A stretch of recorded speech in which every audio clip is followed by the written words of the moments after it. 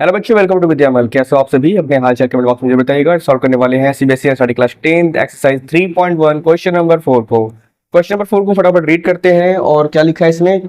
Which of the following pair of linear equation और consistent inconsistent, if consistent obtain the solution graphically. बताना है कि कौन सा कंसिस्टेंट है और कौन सा इनकंसिस्टेंट है। और अगर कंसिस्टेंट है तो ग्राफिकली सॉल्व करना है, और अगर इनकंसिस्टेंट है तो कोई जरूरत ही नहीं ग्राफिकली सॉल्व करने की।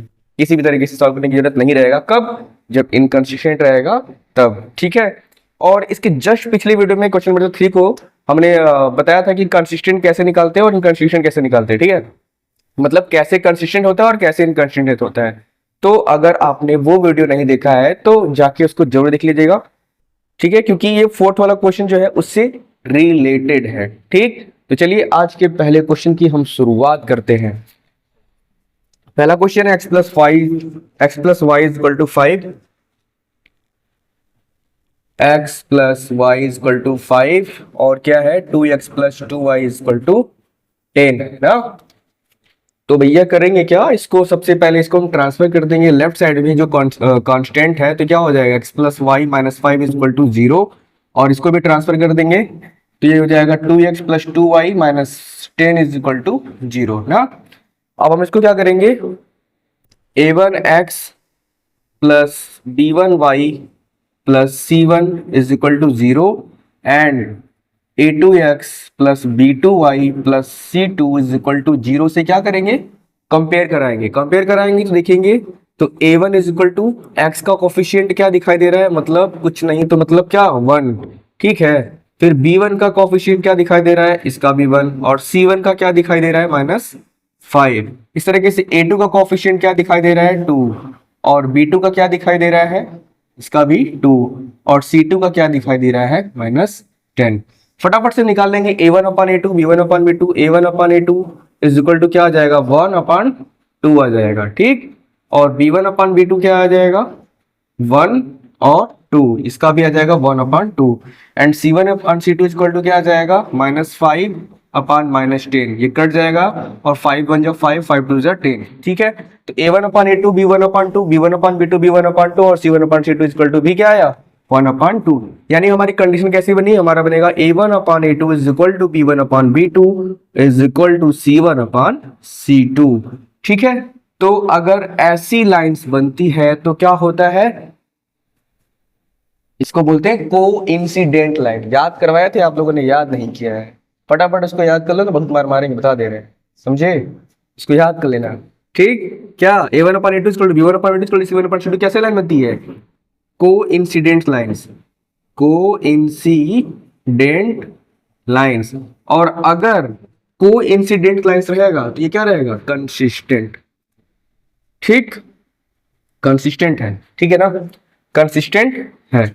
अब देखिए ध्यान से, कंसिस्टेंट है ये पता करना था खाली, और अगर कंसिस्टेंट है तो सॉल्व ग्राफिकली, इसको सॉल्व भी करना पड़ेगा ग्राफिकली। ठीक, फटाफट से दो कॉलम बनाएंगे। कैसे, देखिए पहले इक्वेशन हमारा, पहला इक्वेशन क्या था, पहले इक्वेशन मान लीजिए x plus y is equal to 5 था। ठीक है, बॉक्स बनाएंगे इसमें x और y।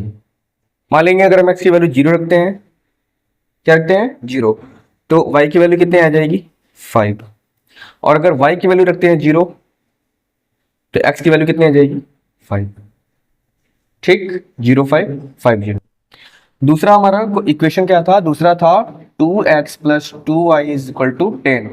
अगर हम 2 कॉमन कर लेते हैं तो क्या हो जाएगा, ये x प्लस वाई 2 कॉमन कर लिए तो हो जाएगा 10। तो x plus y is equal to 2 का ब्रैकेट में मल्टीप्लाई है, इधर आएगा तो क्या हो जाएगा डिवाइड, यानी कि आ जाएगा 5 आ जाएगा। तो देखिए ध्यान से, सेम सेम इक्वेशन बनेगा, x plus y equal to 5, x plus y equal to 5। Same यहाँ पे क्या करेंगे, वही चीज लिख देंगे इसमें भी, 0 5 और 5 0, 0 5 और 5 0। ठीक है, और अपने मन से कुछ भी चेंज भी कर सकते हैं, कोई दिक्कत नहीं है। क्योंकि देखिए कोइंसिडेंट लाइन बनी है। अब कोइंसिडेंट लाइन कैसे बनती है, एक लाइन के ऊपर एक लाइन। ठीक है, तो सेम इक्वेशन बनेगा इसका भी। इसके बाद हमको क्या करना है, इसके बाद बनाना है हमको ग्राफ पे, इसको हमको सॉल्व करना है। ठीक, तो एक हम x की लाइन खींच लेते हैं और एक y की लाइन खींच लेते हैं। ठीक है, आप लोगों के पास स्केल होगा तो स्केल का यूज करिएगा। अगर 1 सेंटीमीटर मिलीमीटर भी इधर उधर हुआ तो हमारा आंसर क्या हो जाएगा, गलत हो जाता है ग्राफिकली सॉल्व करते हुए। ठीक है, तो इस बात का ध्यान रखिएगा। तो यहाँ हो जाएगा 0, ये हो जाएगा 1 2 3 4 5, एक एक्स्ट्रा ले रहे हैं 6, 1 2 3 4 और 5। हाँ, पहले क्या है 0 5, x का 0 y का 5, तो x का 0 और y का 5 हो जाएगा 0 5। और दूसरा क्या था 5 0, x का 5 y का 0, x का 5 y का 0। ठीक है, सेकेंड क्वेश्चन में भी सेकेंड इक्वेशन का भी क्या है 0 5 5 0 वही आएगा, यानी यहाँ यही पॉइंट पे आ जाएगा, इस पॉइंट पे दूसरा वाला इक्वेशन का भी आ जाएगा। यानी कि दो लाइंस बनेगी, एक के ऊपर एक लाइंस बनेगी, इसका कोई सॉल्यूशन नहीं आएगा। इसको क्या लिखेंगे, मेनी सॉल्यूशंस। क्या लिखेंगे इसका, मेनी सॉल्यूशन। इसका बहुत सारा सॉल्यूशन है, आपको जो मन करे वो लिख देना। ठीक है, चाहे तो आप ये भी लिख सकते हो कि क्या x बराबर 0 y बराबर 5, x is equal to 0 y is equal to 5 और x is equal to 5 y is equal to 0, और से इसका होगा मेनी सॉल्यूशन। तो आप लोगों को जो लिखना है वो लिख लीजिएगा। ठीक, ये हो गया हमारे पहले क्वेश्चन का सॉल्यूशन। तो हम चेक करते हैं सेकेंड क्वेश्चन को। दूसरा है हमारा x minus y is equal to 8 और 3x minus 3y is equal to 16। ठीक, तो देखिए भाई साहब, अगर हम a1 b1 c1 से कंपेयरिंग कराएंगे, a1 प्लस यहाँ पे रहेगा a1x plus b1y plus c1 is equal to 0 और a2x plus b2y plus c2 is equal to 0 से कंपेयरिंग कराएंगे अगर, तो हमारा a1 क्या आ जाएगा, x का कोफिशिएंट क्या है 1 है, b1 क्या आ जाएगा, y का कोफिशिएंट क्या है माइनस लगा हुआ है तो लिखेंगे -1 है, और c1 हो जाएगा 8। ठीक है, आप उसको ट्रांसफर करके -8 लिख सकते हैं, नहीं लिखेंगे तो कोई दिक्कत की बात नहीं रहेगी। a2 इज इक्वल टू क्या आ जाएगा, a2 इज इक्वल टू आ जाएगा 3 और b2 इज इक्वल टू आ जाएगा -3 और c2 इज इक्वल टू आ जाएगा 16। ठीक, a1 अपन a2 कितना आ गया 1, a2 कितना है 3 ना, b1 अपन b2 क्या आ गया -1 और -3, कट किया जाएगा ये भी 1/3। c1 अपन c2 कितना आ गया, c1 है -1 और c2 कितना है 16। देखिए ध्यान से, a1 अपन a2 भी 1/3 है, b1 अपन b2 1/3 है, c1 अपन c2 डिफरेंट है। यानी हमारा कंडीशन क्या बनेगा, a1 upon a2 is equal to b1 upon b2 और is not equal to c1 upon c2। ठीक है, अगर ये कंडीशन आता है तो क्या होता है, इसको ये कैसी लाइन बनती है, लाइन बनती है हमारी पैरेलल लाइन। ठीक है, पैरेलल लाइंस। और अगर पैरेलल लाइंस है भाई साहब, कोई इसका सॉल्यूशन आएगा नहीं, तो ये लाइन होती है इनकंसिस्टेंट, और अगर इनकंसिस्टेंट है तो आगे ये सॉल्व होगा ही नहीं। ठीक है, सॉल्व करने की हमको जरूरत ही नहीं है, बोल रहा है कंसिस्टेंट होगा तो ग्राफिकली सॉल्व करिए।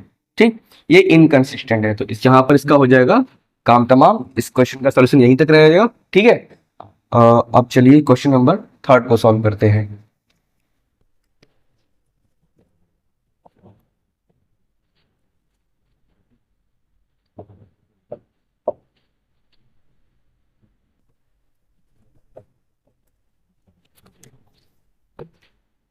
सबसे पहले कराएंगे कंपेयरिंग किससे, a1x plus b1y plus c1 is equal to 0 और a2x plus b2y plus c2 is equal to 0 से क्या करेंगे, कंपेयरिंग कराएंगे। तो a1 is equal to x का कोफिशिएंट क्या है 2 है, b1 is equal to y का कोफिशिएंट क्या है कुछ नहीं मतलब 1 है, c1 इज इक्वल टू क्या आ जाएगा -6 आ जाएगा। ठीक है, और इधर a2 इज इक्वल टू क्या आ जाएगा 4, b2 इज इक्वल टू क्या आ जाएगा, b2 इक्वल टू आ जाएगा -2 ना, और c2 इक्वल टू क्या आ जाएगा -4। चेक करेंगे a1 अपन a2 ये आ गया 2 और a2 आ गया 4, काटेंगे इसको आएगा 1/2। b1 अपन b1 है 1 और b2 है कितना -2,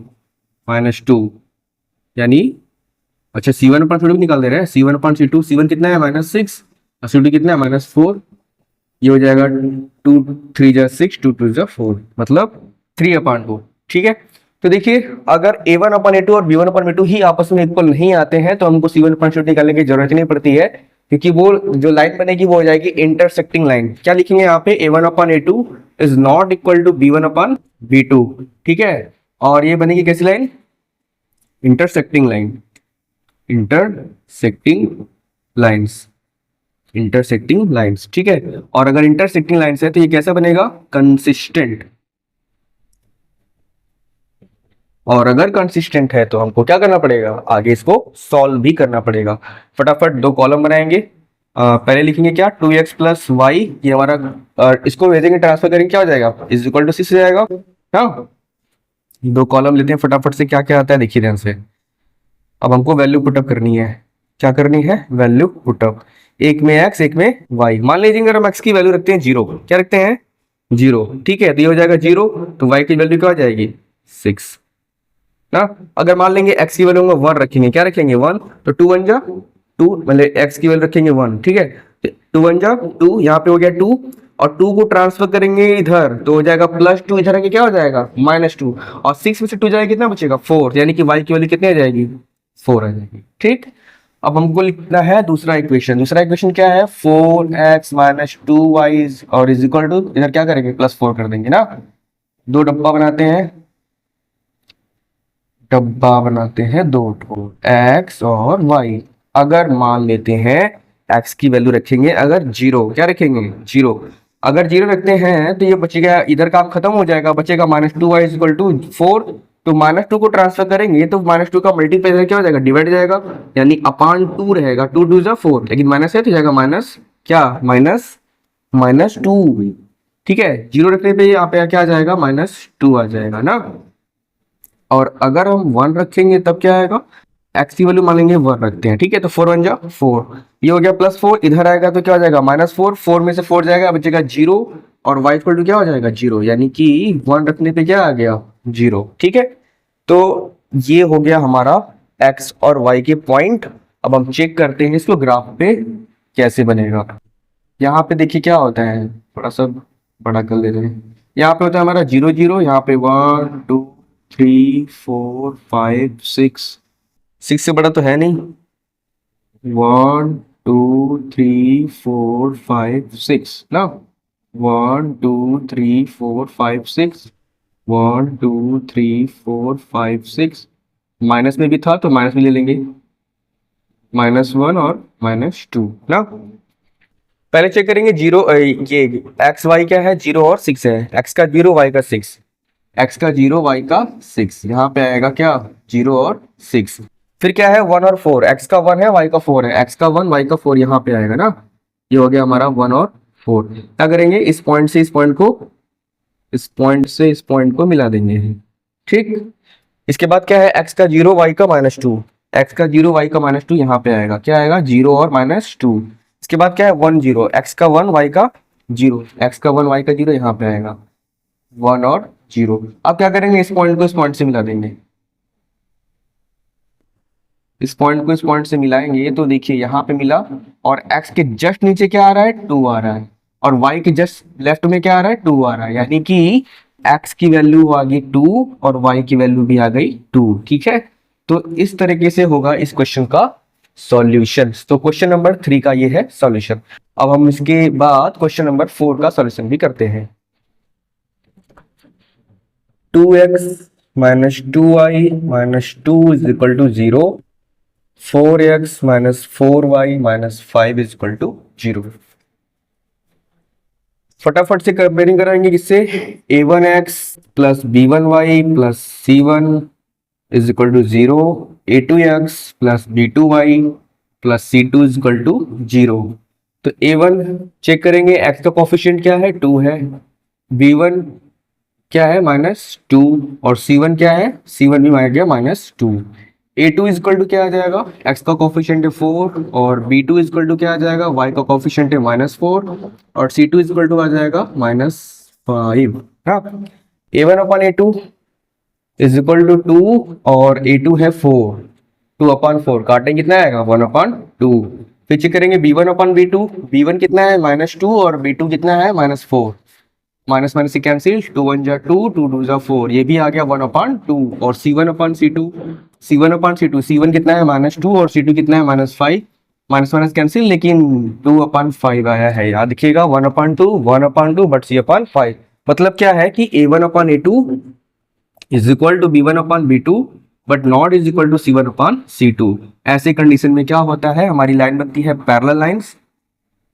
पैरेलल लाइंस बनती है और ये होता है इनकंसिस्टेंट, और अगर इनकंसिस्टेंट है तो हमको आगे सॉल्व करने की जरूरत भी नहीं है। ठीक है, तो आज इस तरीके से सक्सेसफुली हमने चारों क्वेश्चन का सॉल्यूशन देख लिया है, फोर्थ का क्वेश्चन देख लिया है। आशा करता हूं आपको वीडियो समझ में आया होगा, सॉल्यूशन आपको इजीली समझ में आया होगा। फिर भी अगर कोई डाउट रह जाता है तो आप हमारी व्हाट्सएप नंबर 6387444177 पे अपने मन की भड़ास निकाल सकते हैं, और हमसे अगर क्या बोलते हैं उसको, कोई डाउट रहता है तो डाउट का सॉल्यूशन भी पा सकते हैं। ठीक है, तो सबसे पहले आपको करना क्या है, वीडियो को लाइक करना है, वीडियो को शेयर करना है अपने दोस्तों के साथ, और एक छोटा सा कमेंट जरूर करना है। और अगर आप हमारे चैनल पर पहली बार आए हैं, पहली बार देख रहे हैं, और अगर दूसरी तीसरी बार भी देख रहे हैं लेकिन चैनल को सब्सक्राइब नहीं किए हैं, तो चैनल को जरूर सब्सक्राइब करेंगे। ठीक है, मिलते हैं नेक्स्ट वीडियो में अगले क्वेश्चन की सॉल्यूशन के साथ। तब तक के लिए थैंक यू सो मच।